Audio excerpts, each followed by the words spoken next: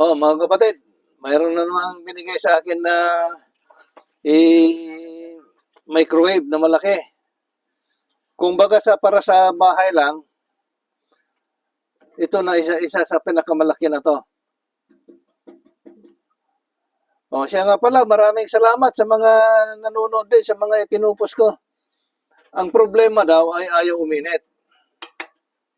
Ngayon, pinagtatanggal ko na yung mga takip niya dahil alam ko naman na basta may tornilyo, alam yung tanggalin. Ngayon, itest natin ito. Kasi ang problema kung ayaw uminit, capacitor, ito, capacitor. Diode, ito. Magnetron, ito. Ngayon, tanggalin mo lahat ng nakakabit.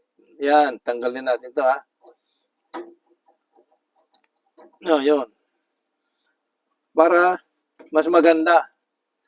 Ngayon, iset mo lang dito sa sa may beep, diyan sa may ohms, sa tapag ng kabayo o sa omega. Ay ako, wala akong dito, walang yung, basta ito, may beep, at saka basta may reading. Continuity lang naman ang kukunin natin, ha, ganun, no?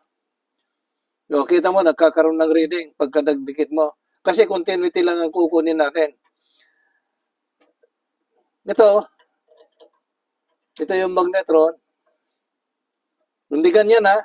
Kasi ito talagang magkakaground dahil ito,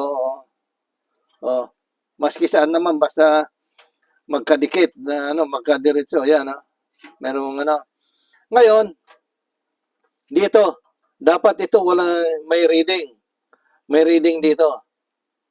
Dito sa nakaplug dyan. Yan.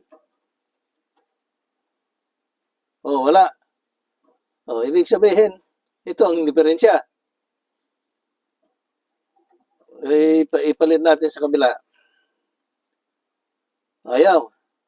Ibig sabihin, ito yung may diferensya. Wala namang ground. Walang ground.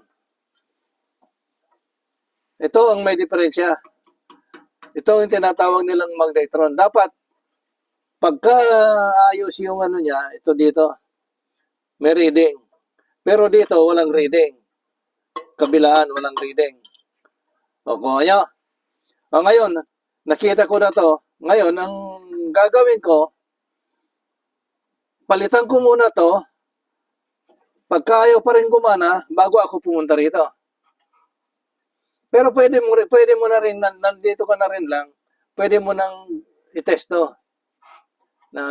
Pero ito, hindi pwede yung pang-test dito sa may diferensya yung pang-test dyan sa capacitor.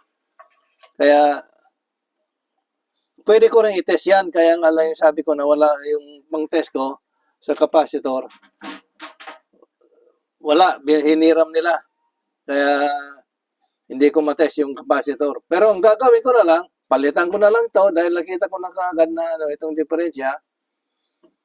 Bago ko pagkaayaw, saka ako punta rito.